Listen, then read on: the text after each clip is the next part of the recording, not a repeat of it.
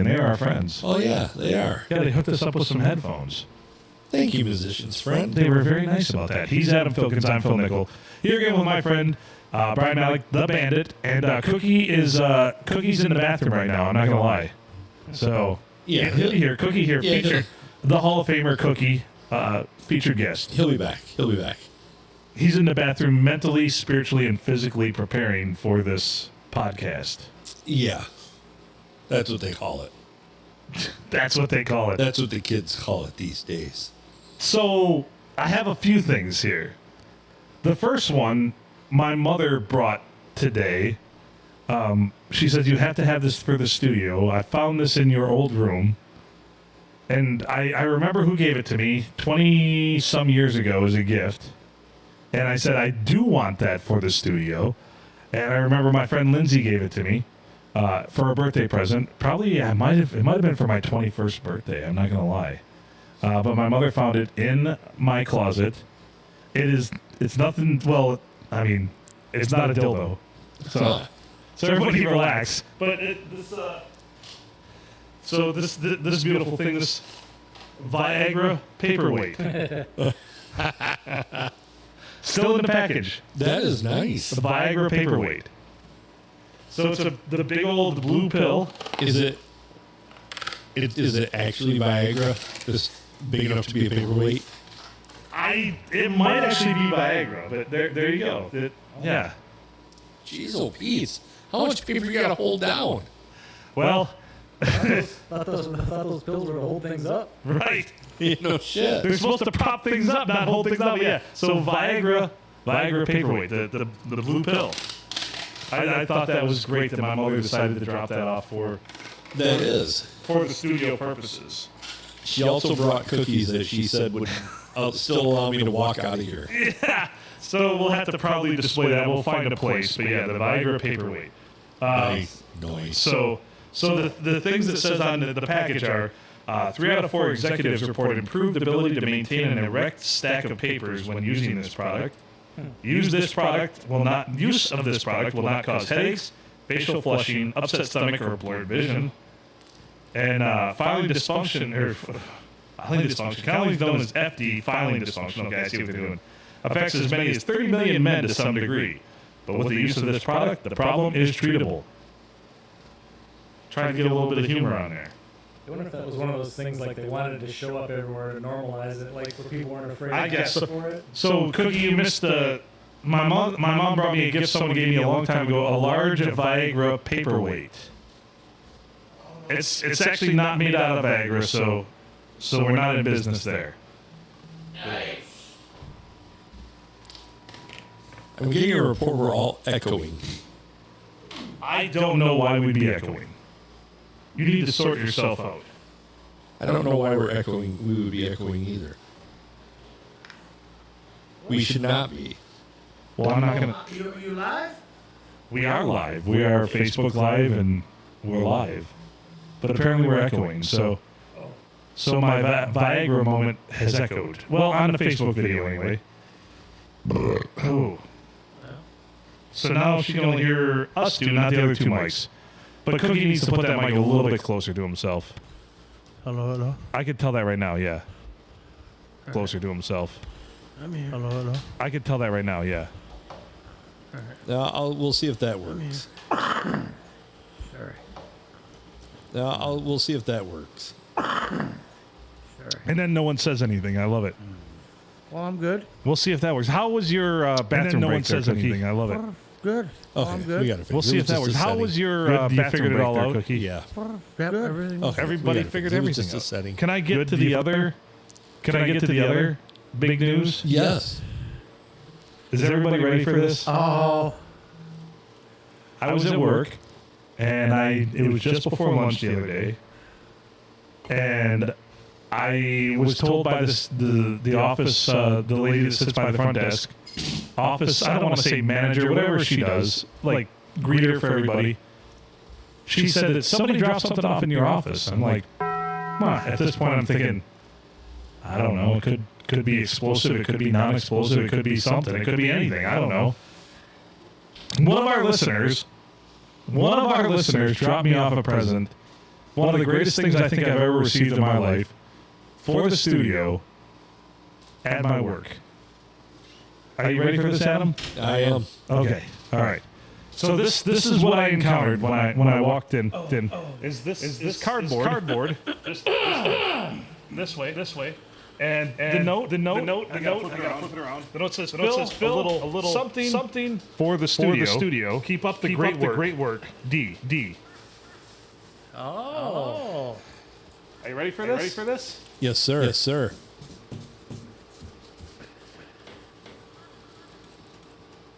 For the studio. A recreation of the Bisco sign. That is beautiful. That is beautiful. So we're gonna hang this baby with pride here in the studio. Fit right above you there? Yeah, I think maybe right. Yeah, I'm thinking that would be appropriate. So somebody took the time. One of our listeners, thank you, Dee. nice. We love you. Took the time, had the Bisco sign recreated to its former glory because it was quite faded. Right. Does this mean we're looking for dancers for the studio? I don't know. Apparently, I'm back to echoing, and we might.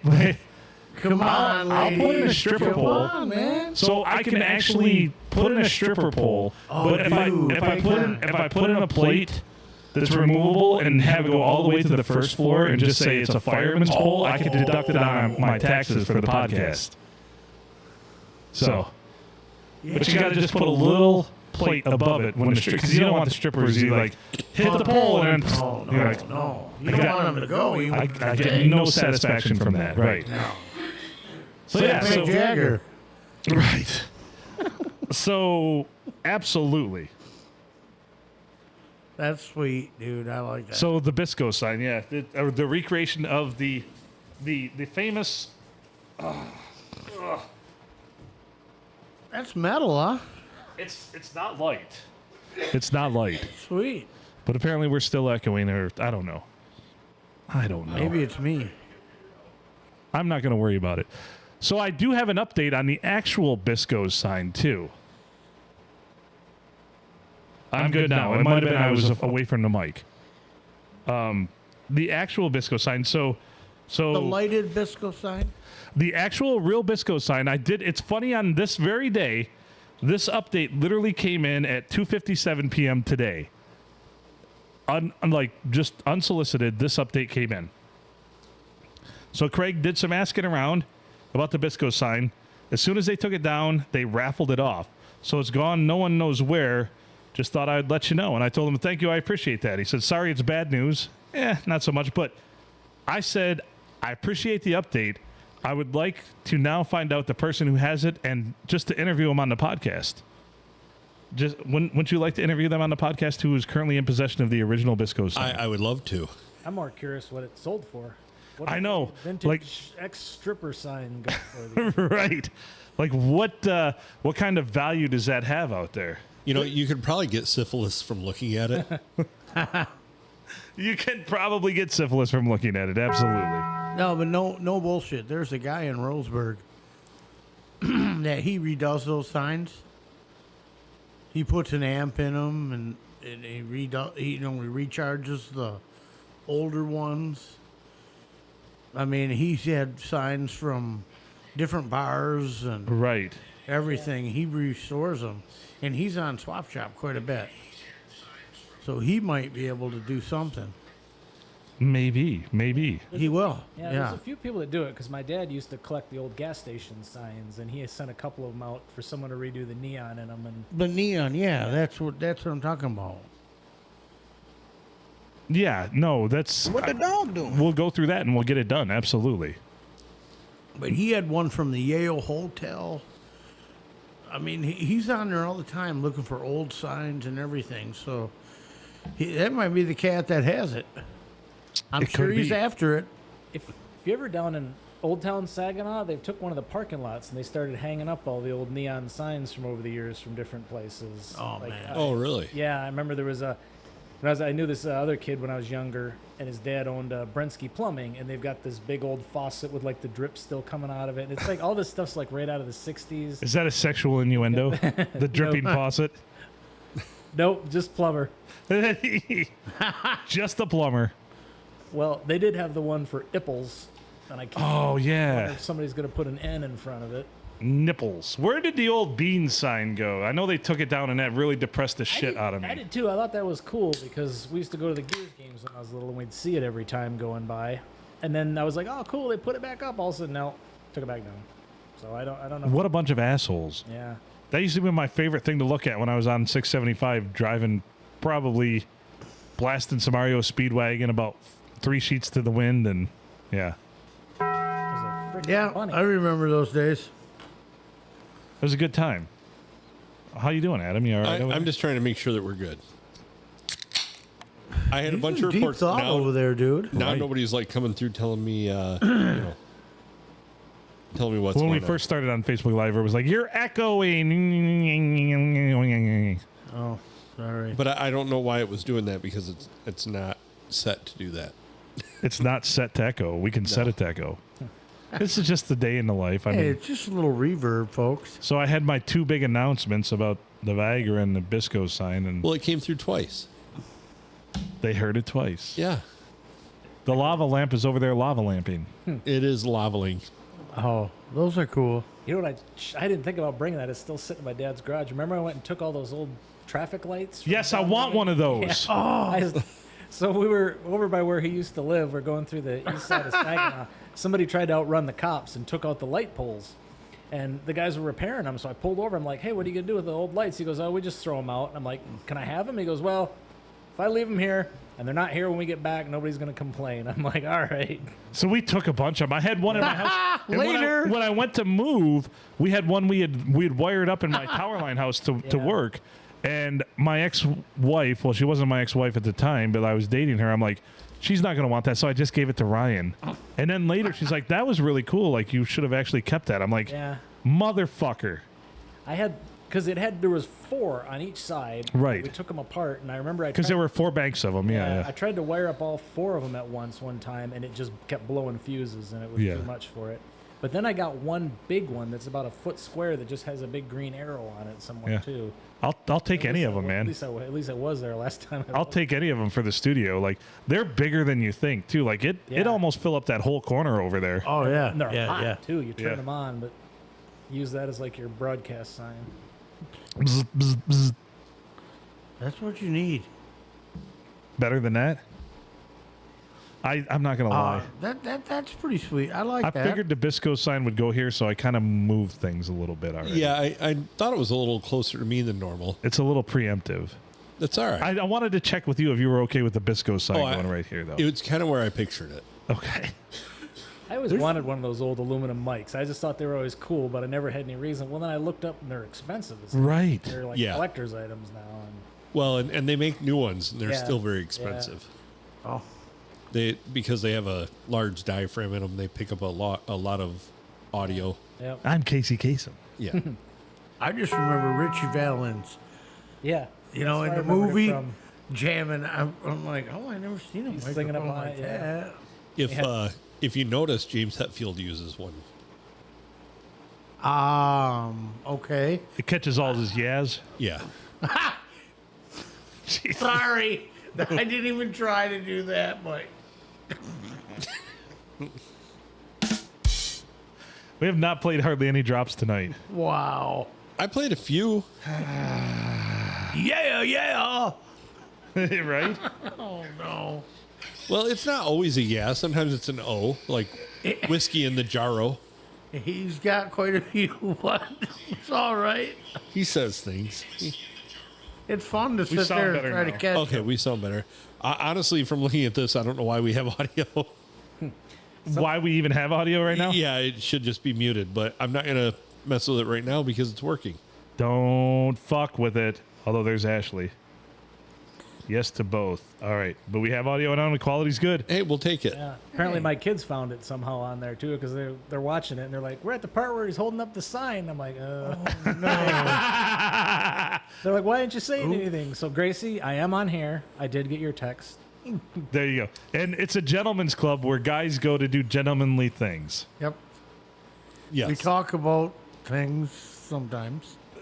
So I've had this rule that since they were like 6, they'd ask me about adult themed things. You know, they come up and ask me something. Right. I'm like, ask me again in 10 years. And now it's down to like 6 years. So whatever I tell them, it's something growing up that you'll learn when you're older. Now it's down to ask me in 7 years and I'll explain it to you. Are they in public school? Yeah. They won't need to ask you. No. No, they won't need to ask. Well, most of it's YouTube and other things that come in. Dad, Yeah. what's a hooker? Oh. Then you realize they were they were talking about rugby. Shit. I kind of went the wrong direction with that. Uh-oh. They're funny. They've got funny sense of humor, and this was kind of during COVID, a few years back. We pull up the stoplight, and they were talking about the necessary workers, essential workers, and all that. Right. My daughter Charlotte leans out the window and screams at this guy in this truck, "You are not necessary!" And I'm sitting there holding my nose, trying not to laugh my ass off. I didn't want to look over at the guy. And I'm like, man, if some kid had done that to me, that'd mess me up for like a week. You are not necessary. Did that just happen? That just happened. Am I alive? We were just informed that the Palm Street mural is coming soon. Of course it is, right above the Bisco's sign. Yes. There. By the phone number. Yeah, we'll have to... Do I got it? Do I got it by the phone number? You're kind of in the middle of the phone number. Boop, boop, boop. We might have to... I'll have to unzoom the camera a little bit to catch the Palm To Street. catch the mural? Yeah. I like it. Yep, yep, yep. Didn't they just bulldoze the Palms Casino? They did, yeah. Well, I'm guessing that stuff goes for big money. Oh, yeah, to try to get something from the Palms, some signage. We're now the premier Palm-themed venue in the U.S. The premier Palm theme venue in the U.S. I think, anyways. World famous. For sure. Self-proclaimed world famous. I never proclaimed Absolutely. I proclaim it on everything we do. that. It's world famous, huh? I'm going to have to change the logo. Lucky Beehole Productions. Not that logo. That just came to me in my sleep. Just So, like the airports that claim to be international because they fly to Canada. right. Yeah. We fly to Canada, eh? And New Jersey. It's the same thing. Yeah. Fuck. I've been trying to sell New Jersey to Canada for years, kind of like Kwame with the bridge.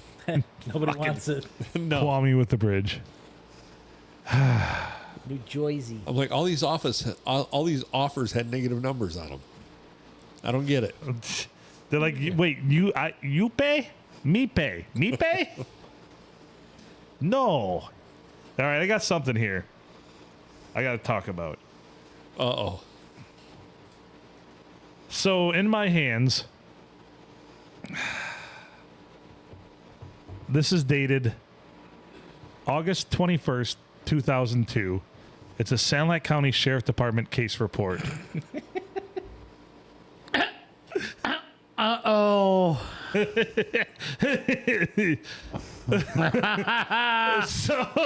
So 22 years ago, just a few days ago,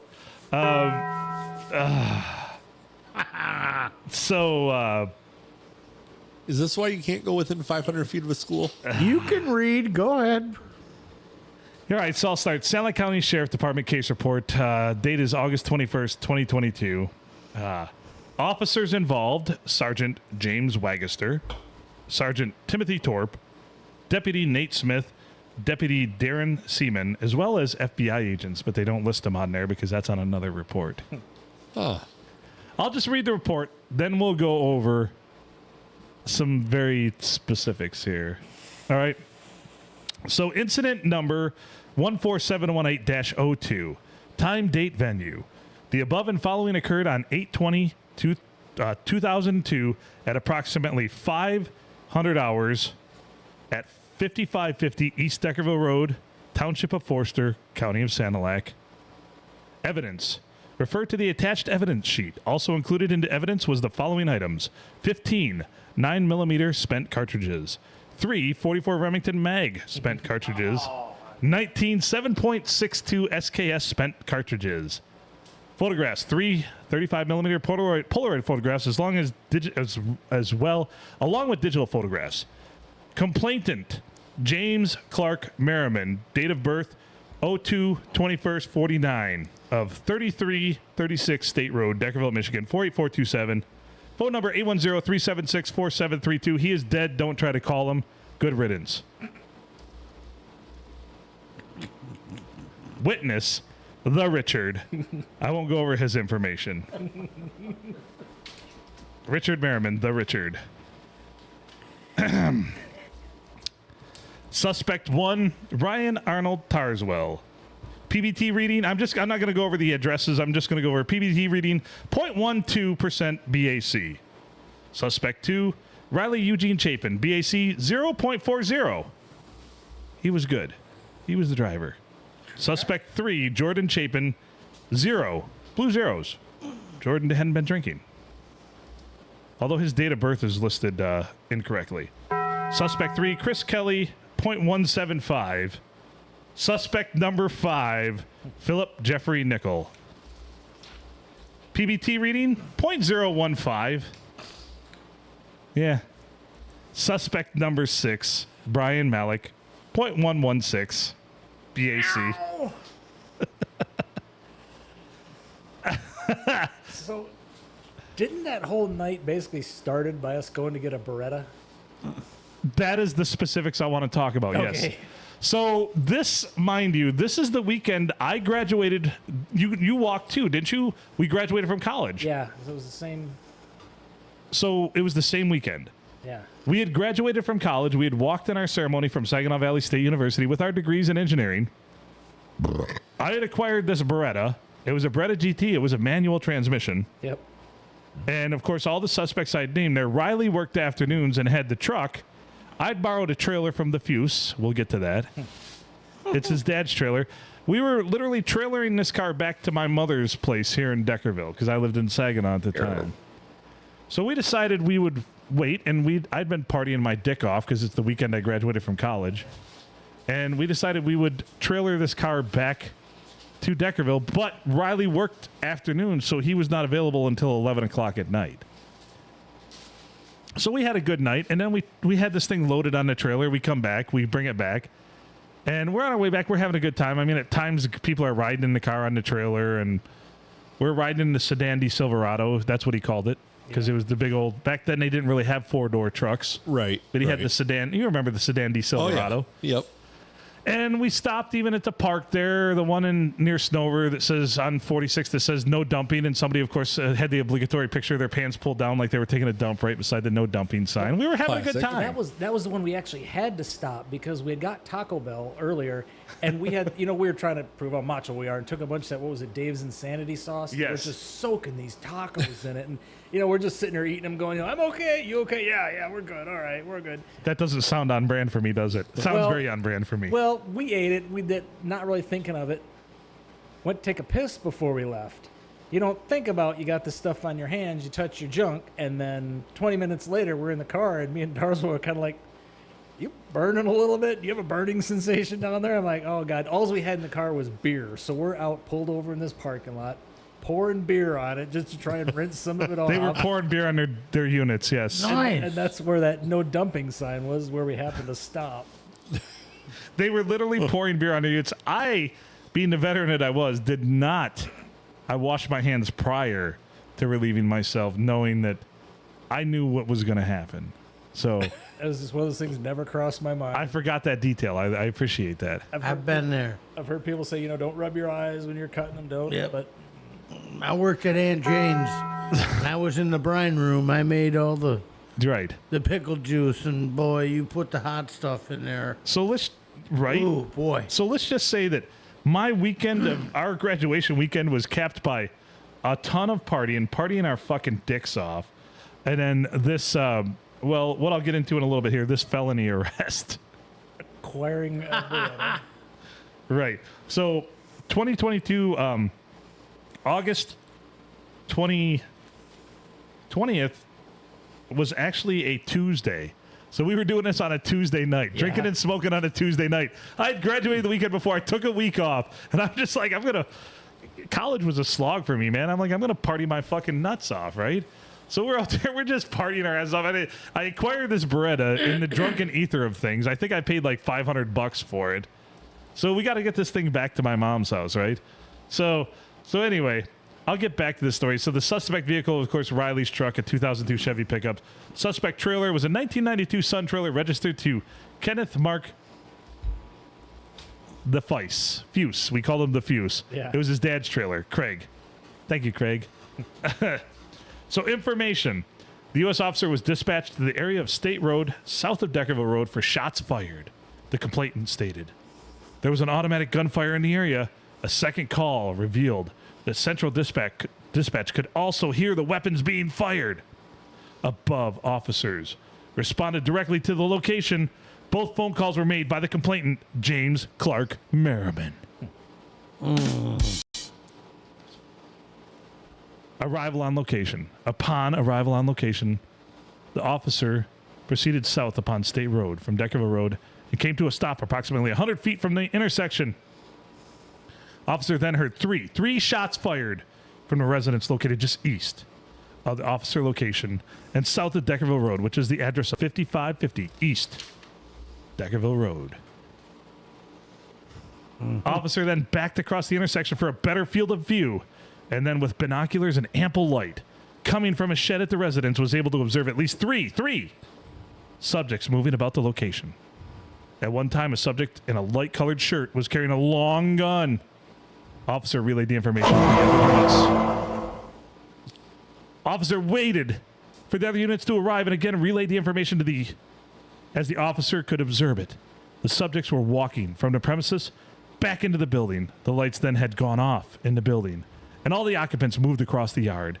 The occupants then went to a vehicle which was parked in the driveway. At the time, the vehicle was believed to be a pickup that was hooked up to a small utility trailer. We had dropped off the Beretta by then, by the by. Officers then waited for the vehicle to enter the roadway for officer safety situation. The vehicle then entered the roadway. Heading westbound from the residence, officers then activated the emergency lights on the fully marked patrol units and performed a felony stop at that location. Dude, we were just going to get some breakfast, man. Yeah. Right. So I don't know who had the idea to shoot guns at 5 in the morning, but we just. It was about 3:30, 4 in the morning, yeah. But we were just like, nobody's around. We're out in the middle of nowhere, and enough of us handled guns that we knew we weren't shooting it into anything. Or when you also shooting from the, I mean, we'll get to the story later. I was asleep in the truck because I had been partying my dick off. I didn't want any part of it, so they were actually shooting down from an elevated deck into like a target area. Yeah. Not anything really specific, just to make noise, pretty much. Yeah. Anyway. And from where I remember, I didn't know where his house was, but I knew we were shooting, and we got back like the next day. Ryan had said, well, his house is over that way. His house would be directly south of his, and you were actually shooting southeasterly. Yeah. Because he said he could hear bullets whizzing by his house, and we're like, no. That's fake news. That was very fake news. That's why Jim Merriman... I'm not going to say God rest his soul. What's the opposite of that? No longer with us. What a dick. Rotten piece? I don't know. Just from his day-to-day life, too. He was the magistrate forever, and he fucked over a lot of people. Yeah. And then he fucked over the county by stealing gas. Yeah. Remember that? Yeah, I do. Okay. Back to the felon. Here we go. This is just... Wait, hang on. Thank you. Labeled felony traffic stop. Each occupant in the vehicle was brought out on a felony stop status and placed in handcuffs as they came back to the patrol unit one at a time. True story. All of the subjects were detained until officers could further investigate the incident that had just transpired. Once all the occupants were removed from the vehicle, the vehicle was then cleared. What they don't tell you is my buddy Malik over here, they told us put both hands over your head. They had rifles on both sides of the road trained on us, officers in their windows with rifles trained on us as we exited the vehicle. Put both hands in the air, follow our directions, or else we will shoot, they said. However, my buddy Bandit over here only has use of one of his arms. So we're sitting in the truck, and he's like, everybody that goes back before me, please tell them I cannot raise both of my hands in the air. That would be a problem. So we did. Riley got out first. They, of course, removed the driver first. They had him drop his keys out the window and then exit the vehicle. Exit the vehicle, stand with your back to us, fold your hands over your head, and walk backwards slowly to us until we tell you to stop. If you look back, we will shoot. They said that. Dang. Did they not? If you look back, we will shoot. They're just like, follow orders exactly and do this. And Did you go to jail that night? We'll get to that, Cookie. Come on. You're jumping ahead in the story. Oh. But then because they put the rest of you guys in handcuffs, and then I told them, after I told them I got a bad arm, I'm like, well, handcuffs won't really work, so they put me like in the zip ties. Zip tie. Instead. So, and also the subjects were detained was putting us in the ditch with water flowing through it. Yeah. Literally, they sat our asses in water flowing through a ditch. Yeah. Like, that seems pretty fucking dickish for all this. I've been there with that.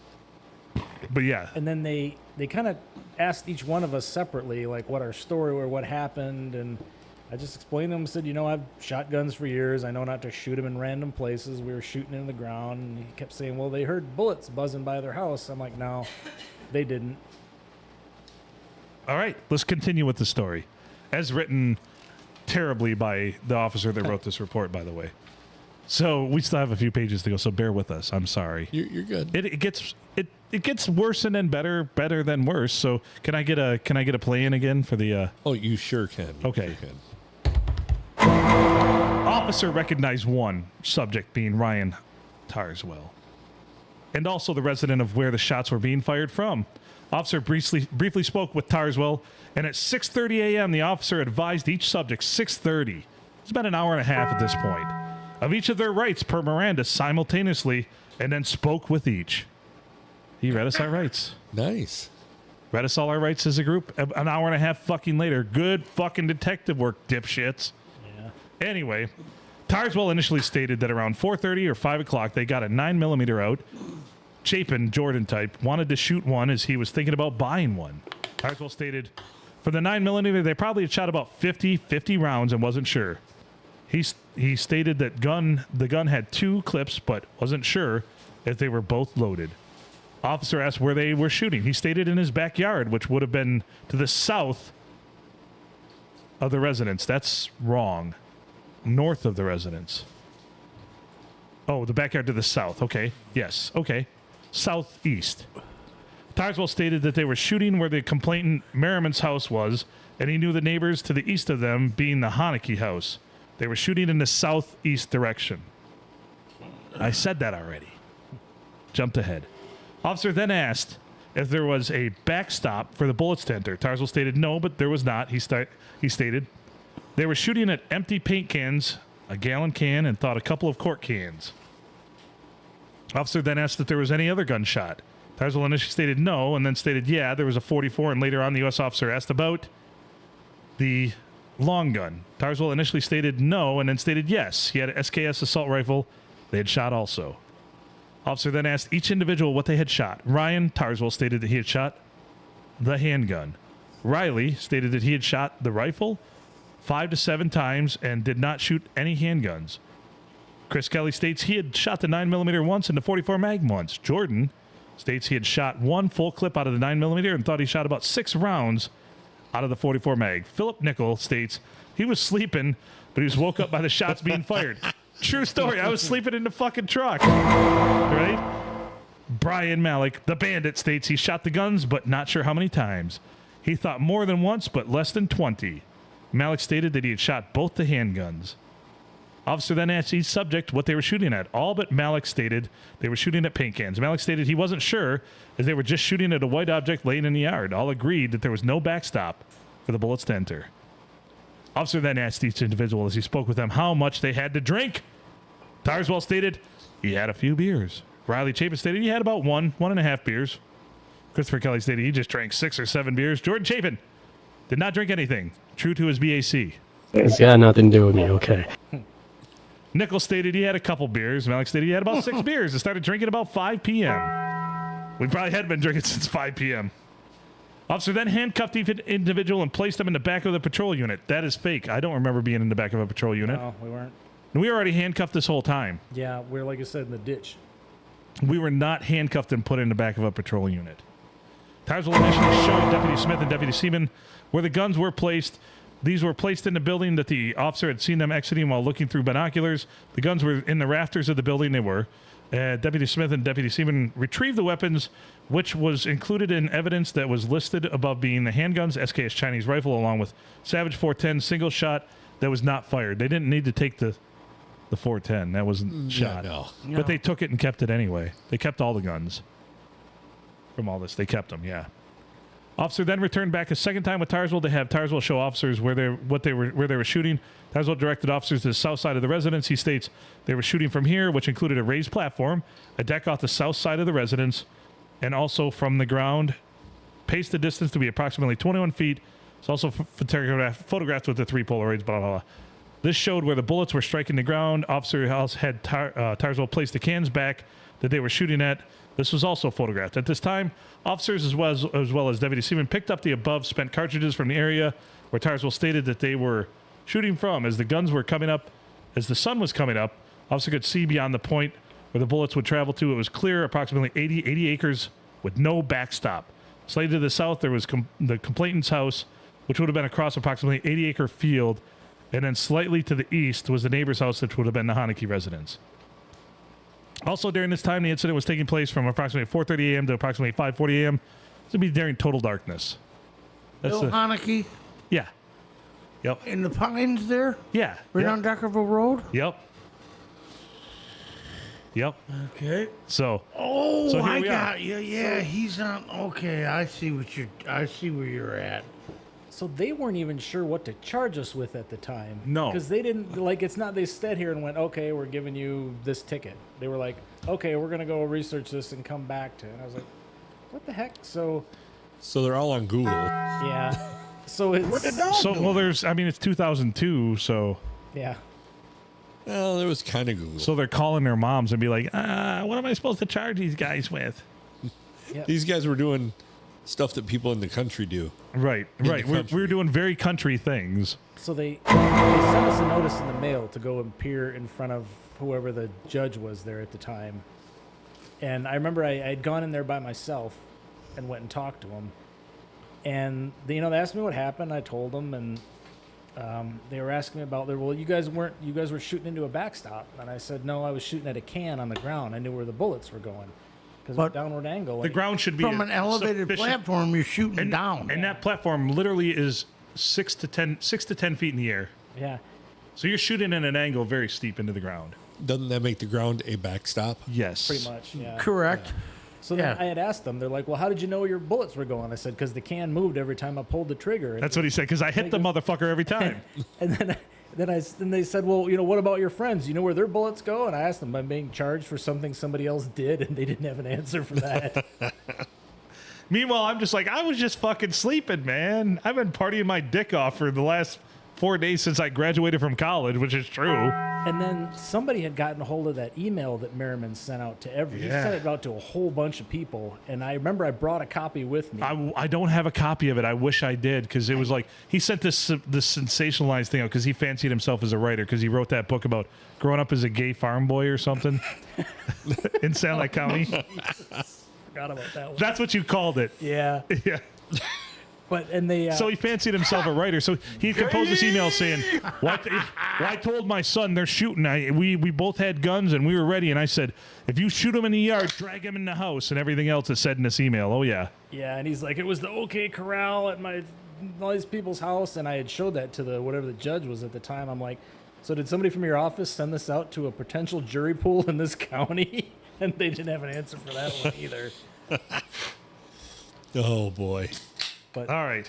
So then we decided to mess with them, and in the end, we basically got like $100 fine, and they put us on, I think, probation for 6 months, where they told us, "Don't get any more trouble, and this will just go away." I mean, what was the fine for? I don't know. Just the county agreed to get some money in the coffers. Well, you know. You had to pay court costs. Yeah. Anytime you go over court, they just charge you for those. So there's a little bit more here. So contact with complainant, the James Merriman. Officer then responded to the complainant, James Clark Merriman's residence, Officer officially spoke with the witness, the Richard. Richard stated at approximately 5:10 a.m. his dad woke him up. His dad said, "Get the gun. We're going to have to look around," he states. He thought he saw a muzzle flash out at the end of the driveway. He stated they looked around the house, and then they went back into the house after they had seen the muzzle flash, and everything came to a stop. He stated as far as they went from the residence was to the cement pad just off the end of the garage. The officer then spoke to the complainant, James Clark Merriman. James Merriman stated around 5 a.m.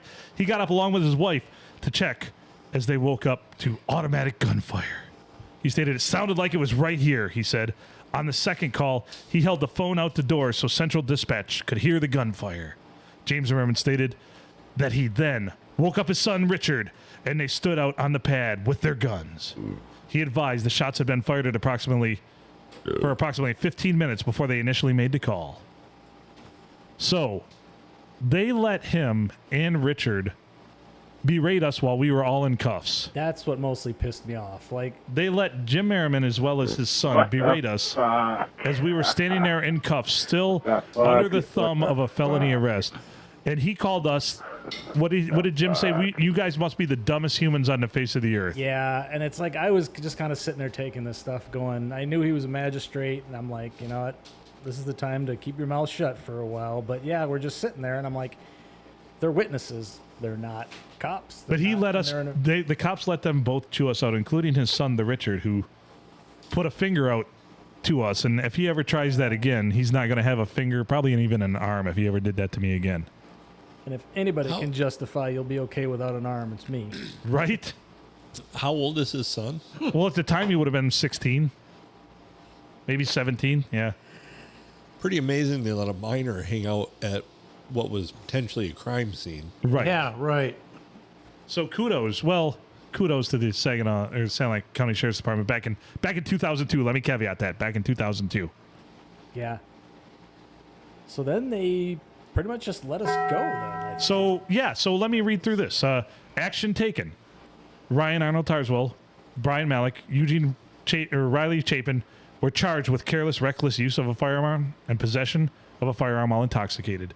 Jordan Chapin was charged with careless, reckless use of a firearm. Chris Kelly was charged with careless, reckless, and possession of a firearm while intoxicated and MIP. I wasn't charged with anything because I didn't do anything. I was just sleeping in the truck. At arraignment date, the court will notify then when they appeared. Weather condition, the sun was coming up with clear conditions, approximately 60 degrees. And officer notes, Ryan Tarswell stated all the firearms belonged to him, and both the handguns were registered to him. The registrations for the handguns were inside the sealed hard case, which Deputy Seaman was able to locate inside the handguns, and then they took them all. And that's the end of the report. Did he ever get them back? Nope.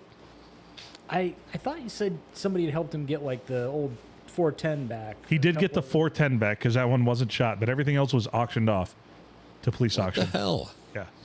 That's fucking bullshit. Yeah, when there's no crime. Yeah. That's terrible. So yeah, it stated we were arrested via the felony type. None of us taken to jail.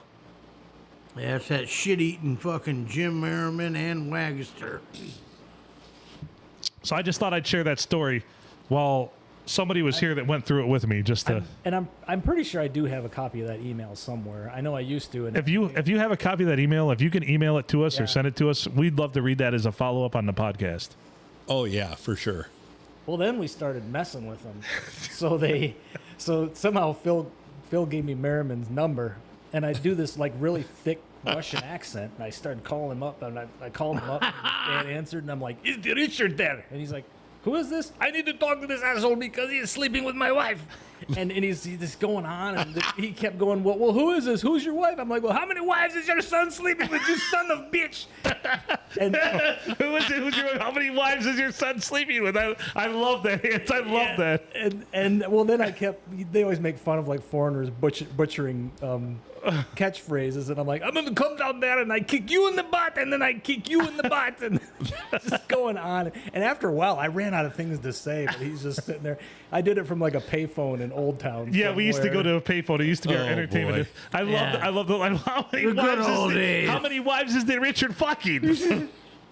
That's the best line ever. And we started not believing it was me, and I think Phil had told me what kind of car Richard drives, and I don't remember what it was offhand. He's like, well, no, that would have been my son. I see the 1976 Buick Oldsmobile parked in front of the house, just going on and on. You don't need listeners like that. So I've been wanting to share this for a long time on the podcast, the story of my felony arrest, but I'm glad you came about into the studio, and I was finally able to share this gem of one of some of my plights back in 2002. So I had a very similar experience in the mid 90s. Actually, probably about 93.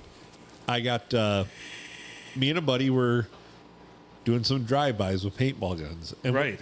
they weren't random. They were people whose houses we knew, and we thought we knew one house that we hit by accident, and that guy went crazy. He followed us all through town, and then he like stops tailing us, and we're like, okay, no big deal. We start driving home, and all of a sudden there's a state cop behind us, and they pull us over. And I'm thinking, what the hell did we do? And they had all the lights on us, and they come over the loudspeaker to drop the keys out the window, put our hands out the window. They come up to the car with their guns drawn on us, tell us to get out slowly. So we do, and we're like, what is this about? And they're like, you're going to act like you don't know anything. And they separate us. They put one on the trunk of my car, and they put one on the trunk of the police car. And we told them the truth. We had the exact same story. They're like, what do you guys think you're doing tonight? And I tell them, I'm like, we were out with some paintball guns. And he's like, paintball guns, really? Well, apparently this guy went and told them that we shot up his house with a real gun, that we shot out the windows in the front of his house. And so a few minutes later, the city police come in, and they actually start searching our vehicle. These two cops are like talking to us. So they put me on the hood of the cop car. My buddy's on the trunk still. And this kind of dates it because they were still driving the Caprice back then. But they start going through our car, and they're like, oh, yeah, we got a gun case back here. We got him. So they already had us in cuffs at this point. And the cop is just chewing my ass, and I can hear the other one yelling at Mickey, and it was just, and then all of a sudden one of the city cops is like, guys, can one of you come here for a minute? And they opened up the gun case and saw that it was like 3 paintball guns in there.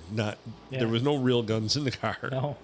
And, so we had to go back to the city police station. We had to both make statements and all this stuff. They confiscated everything. Well, like a week goes by, and I had heard nothing. And I'm like, kind of want my shit back, And so I went to the police station. They're like, "Oh no, you're not getting that back. That's evidence." I'm like, "Evidence of what? We didn't create a crime." Right. We didn't create a crime. I like it. We didn't create.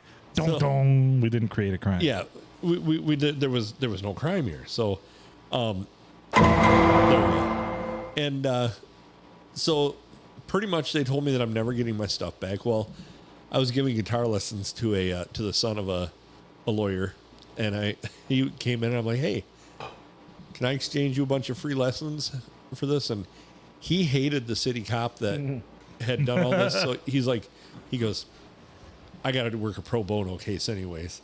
So he basically sent him a letter, and within a couple of days I get a phone call. You need to come up to the police station, pick your stuff up. So I go up there, and I had like, in my case, I had like bags with thousands of rounds of paintballs in them. They were all shot off. The guns were just filthy with paint. Oh. They had been all shot to hell. They were probably out shooting garage doors and houses. Oh, I'm sure they will. Or I'm sure they were. Those fuckers. But yeah, basically found out that those paintball guns were all under the feet per second limit that you can shoot something in town. Oh, nice. And they were way above the caliber range that they had set. Yeah. So they had nothing to hold him on. And he wrote him a not so nice letter about that. And all the cops said to me was, he's like, "I don't know who you know, but this has caused me a lot of trouble. You being out causing trouble has cost me a lot of time and a lot of trouble. I'm like, that's not my fault that you illegally took this shit, you know? Quick figuring. So, yeah, they don't always use their heads when they're out there, I don't think. Yeah, never got in trouble for it, but somebody had a paintball gun one night, and they were like, "Oh, let's shoot out of our car." It was one of the first model ones that came out, and you had to actually push this thing in the back to cock it. Yeah. Well, I didn't know that. I held it up to my face to look at the scope, and when I shot it, that thing kicks out and hit me right in the cheek, just swelled up like forever. And I was like, "No, don't need to do that anymore." Ouch. But we'd gone out one night to play airsoft back in Seattle just for kind of fun, and these airsoft guns, I couldn't tell the difference between those and my AR. It's like we walked in there, and these guys are geared up like a SWAT team and everything. And it was fun. But I was surprised at how realistic they were making these guns now. I had an airsoft gun because I used to play with my boys all the time, and I coach wrestling, and the wrestlers that come over, we'd play airsoft. And I went down to Motor City Airsoft down in Mount Clemens, and I bought a fully automatic combo that was a fully automatic rifle, and then below that was like a pump shotgun that shot 3 bullets at a time, and just absolutely insane gun. And yeah, that thing was wicked. I mean, and they hurt like a bitch when you get hit. I got stung a couple times because we played indoors, and they're supposed to dial them down to put a different spring in them for indoor use. Yeah. And like you get hit with them and they kind of hurt a little bit, but I got one in the neck, and my God, it was just a big welt. And then, then some chucklehead got me with a sword. I was like shooting up behind this thing. All of a sudden he jumps out, and I felt something stick me in the stomach, and I shot him, and he's sitting there with this foam sword. And I was like, "Oh, sorry, man. I didn't know people were doing that." That's weird. I know. He was the like, dork. He's like, "On guard!" But he got me. You're like, you literally brought us a fucking knife to a gunfight. Oh. He's like, "But I got you." Oh boy. What a fucking dick. So anyway, that's the story I wanted to tell, and I'm happy that Bandit showed up here. Yeah. And so I want to explain this too. The reasons we call him Bandit. There's a couple. For one, he loves Trans Ams. Yep. And for two, Man. because he can only use one arm. So he was always the one-arm bandit in college. Right? Yep. Because what it was, a snow wheel accident, right? Is what happened? Yeah. Yep, up in the UP. So what year was that? How long has that been? It's 1995, Yeah. and it was one of those things where my roommate was always telling me about how faster and better his snowmobile is. I rode mine every day, so I hopped on his one night and tearing, way faster than what I should have been going.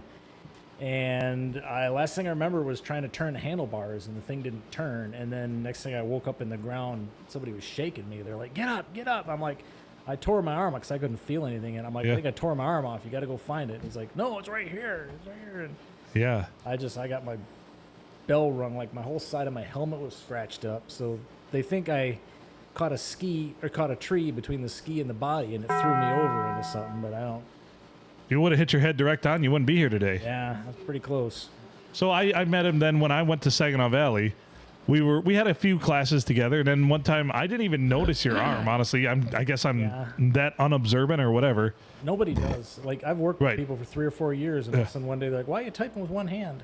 So we were in a lab together, and we were doing something. He's like, "You're gonna have to help me out with this. I can only use my one arm." And I'm like, "Oh, you all right? What happened?" And then he went from there, and we just became great friends, and like ever since then, I don't know, love the guy. He's one of my real good friends. Yeah, we had a common bond of just pissing people off. We did in college. We fucked with people.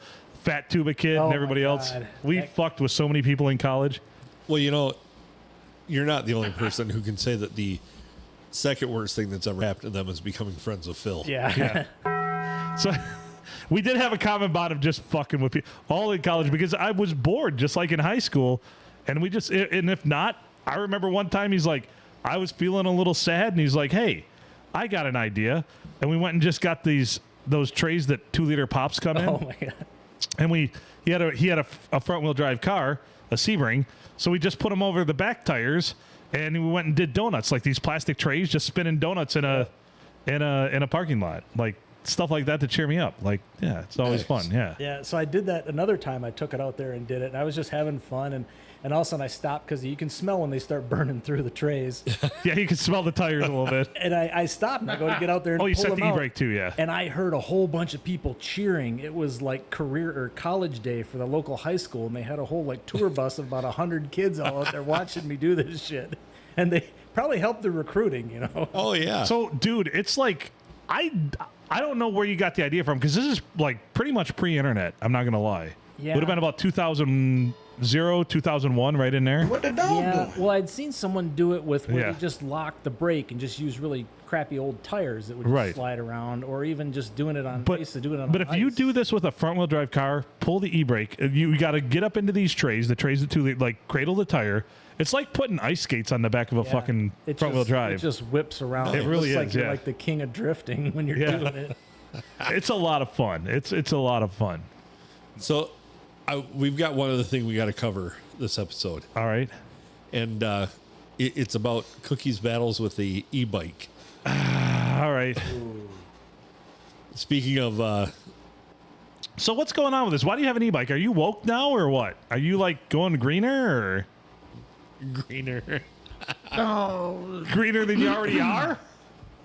all right. The reason why I got this, it's kind of a hunting thing. I want to be able to get Are you going to to sneak up on deers? I want to get to my spot without being noticed. And I thought I'd get one so I could cruise around and this and that. And it's a little tall for me.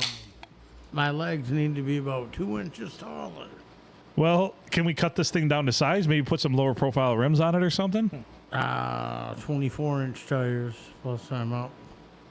We can put some smaller tires on there for you. But anyway, go on. Sorry, you I'm not trying to probably hijack your story. But when you go to land, you fucking run out of real estate. My fucking legs aren't long enough. And here's the ticket. You guys know my left ankle is fucked up. Right. So I'm always trying to protect that. Also, if I go down farther, I'm going to bust my nuts. I'm going to bust my fucking balls. So Right. I have fell twice trying to protect my ankle And your my balls. balls. What do they call that balls? That bar in the middle of BMXs they put for boys? They called that the fuck. There was a name That's for it. what I used to call it 'cause every Right. time I did it. Go ahead. Go. Yeah, I'll look this up. And it is pretty tall. I mean, I don't know. Well, I never You know- known why women's bikes have the swoop. Yeah. Well, yeah. Guys' bikes had the nut buster. Maybe that's what it was called. I should have bought a women's bike, I'll So tell they you. can get on them in dresses. So they get on them in dresses. That's very scientific and Ah. true. That makes sense. But, you know, the older you get, you know, your balls swing like a fucking pendulum anymore. I would get a cup. Well, I don't know. Maybe I'll get a glass of ice water and dip my nuts in there so they slink up. I don't know what the fuck to do. I do have a actual sound of Cookie sneaking up on deer. Oh, there we go. Yeah. Yeah. So that you've seen those like e-scooters, those little, they're like rental ones. You sign up with an app and use them. Yeah. And they had those all over, a lot of around Seattle before. Well, I knew someone that had it's like a drone, but it's a submarine, just a remote control thing. And he took it in one of the part of the Lake Union that's down there. He said these things were littered all over the bottom of the. I'm wearing my people South Lake just Union chucking- trolley I shirt see for that. you. I saw that. Nice. So how far are you from the South Lake Union trolley? Well, it's like 25 miles. But it's a thing. Yeah. Yeah, South Lake, and it's like I don't know if that just wasn't a word when they came up with it, or. But once a year they have a slut ride, they call it, Yeah. and everybody gets up and dresses all trashy and in half naked and basically rides the thing for the one day. What a great marketing ploy, though, to be like, hey, ride the slut. Yeah. Right? But yeah, you know, in Detroit, they have all these like, they're like a scooter, like you used to ride on, where you'd push with one foot and like one of those Razor scooters, but they're Yeah. battery operated. They're Yeah, those super are the ones- fast. Those are the ones I was talking about. They're, Yeah, So it is called the Nut Buster, the bar. Yeah. yeah. Oh. So in Detroit, We when can I get was down pads there for that, though. a couple of years ago. Oh yeah, they used to put like a half-inch piece of foam on it and think that was going to help. yeah. Well, this bike does like 30 miles an hour. Yeah, you're not supposed to fall off of it though at that speed. No, I didn't. But I was heading through the bean field and tried to keep it through the rows. You know, I was watching the front tire and the speedometer. If you look, the I instruction. caught a vine. It grabbed the handlebar. Holy fuck! If you look, the instructions are. L launch. I The launched straight instructions off are that definitely in fucker. Asian, but they probably show a bean field with one of those strike throughs. You're not No. supposed to drive this thing in a bean field. Phil, I'm preparing for the hunting season. You're practicing, I guess. You do understand that those really aren't off-road type of. This motherfucker is hard to I'm telling you. It ain't like your pedal bike, the Well- 20-inch fucker when you were a kid or a 10-speed and shit. Well, no, they're fast and they're made to be on the road. Yeah. Jesus Christ. Gravel at worst. Fuck it. Right? So you're surviving. You're getting there, getting ready for hunting season. I got a hell of a bunch of bruises and I'm kind of beat up a little bit, but hey, whatever. He looks you know like me. he looks like You he's guys been heard dating- me enough. I ain't no fucking pussy, man. He looks like he's been dating. I don't. Ike He Turner. does. Next episode, we'll do that. All right. Yeah. I got to pee. All right, let's get out Yeah. of this one. Yeah. Let's get out of this episode. We've been All right. over an hour. Yep. It's been Watch enlightening. out on the e-bikes, folks. E-bikes, I'm sorry. E-bikes. Not eBay. Watch out on eBay, too. Yeah. All right. Let's see. I just got to bring this up. Man, I got to pee. He's Adam Filkins. I'm Phil Nickel. Thank you for joining us here tonight. Thank you to everybody who joined us on Facebook Live.